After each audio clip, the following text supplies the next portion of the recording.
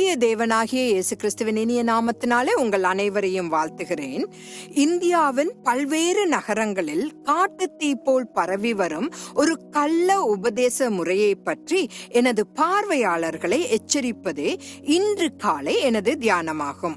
அப்படியானால் கள்ள உபதேச முறை என்றால் என்ன என்று அநேகர் ஒரு கேள்வி கேட்கலாம். கள்ள உபதேச முறை என்பது அதை நிறுவினவரின் பரிசுத்த வேதாகமத்தின் தவறான விளக்கத்தை மட்டுமே அடிப்படையாகவும் நம்பிக்கையாகவும் கொண்ட ஒரு குழுவினரால் வளர்க்கப்பட்ட ஒரு மத கோட்பாடாகும்.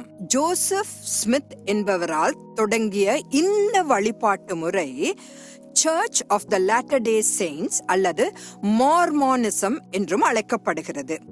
1829 ஆண்டில் இயேசு கிறிஸ்து முதலில் யோவான் ஸ்நானனையும் பின்னர் பேதுருவையும் அதைத் தொடர்ந்து செபதேயு குமாரர்களான யாக்கோபு மற்றும் யோவான் ஆகியோரையும் ஜோசப் ஸ்மித்துக்கு ஆசாரியத்துவத்தின் அதிகாரத்தை கொடுக்க அனுப்பியதாக நம்பப்படுகிறது, அல்லது வதந்தி என்றுதான் நான் சொல்ல வேண்டும்.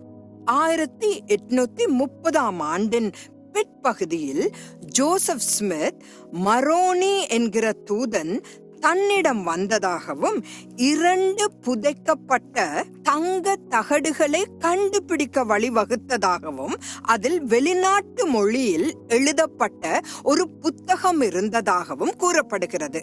அந்த அந்நிய மொழி என்ன என்று தயவு செய்து என்னிடம் கேட்காதீர்கள். இந்த புத்தகம் முறையாக மொழிபெயர்க்கப்பட்டு மார்மான் புத்தகம் என்று தலைப்பிடப்பட்டுள்ளது. இது மார்மான் சபையால் தேவனின் வார்த்தையாக கருதப்படுகிறது. 3 தனித்தனி கடவுள்கள் இருப்பதாக மார்மான்ஸ் நம்புகின்றனர். பிதாவாகிய தேவன், தேவகுமாரனாகிய கர்த்தர் மற்றும் பரிசுத்த ஆவியானவர். இயேசு கிறிஸ்து முதற் பேரானவராக கருதப்படுகிறார். பிதாவுக்கு கீழ்ப்படிதல் மற்றும் அர்ப்பணிப்பின் மூலம் அவர் தெய்வீகமானார். பரிசுத்த ஆவி ஒரு நபர் அல்ல, ஆனால் ஆளுகை செலுத்துபவர் என்று நம்புகிறார்கள்.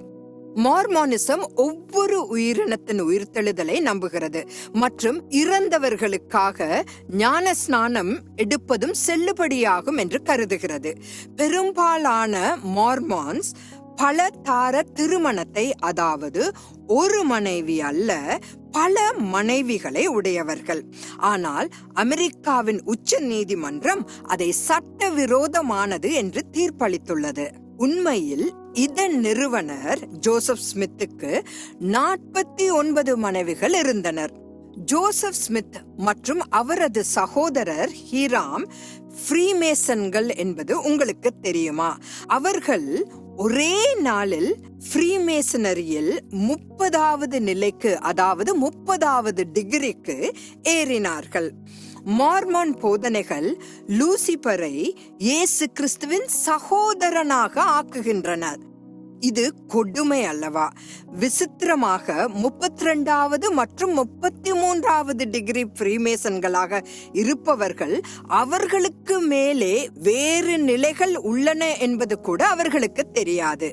ஆனால் உச்ச நிலையிலுள்ள லூசிபரிடம் செல்ல அது வழிவகுக்கிறது. சில மேசோனிக் பட்டங்கள் கிறிஸ்தவர்களுக்கு கட்டுப்படுத்தப்பட்டுள்ளன. அதன் உறுப்பினர்கள் கடவுளை இயேசு அல்லது ஆல்பர்ட் பைக் கூறியது போல லூசிபர் என்று குறிப்பிடுகிறார்கள். பேதுருவின் முதல் நிருபம் 5ஆம் அதிகாரம் 8ஆம் வசனத்தை வாசித்து நான் முடிக்கிறேன்.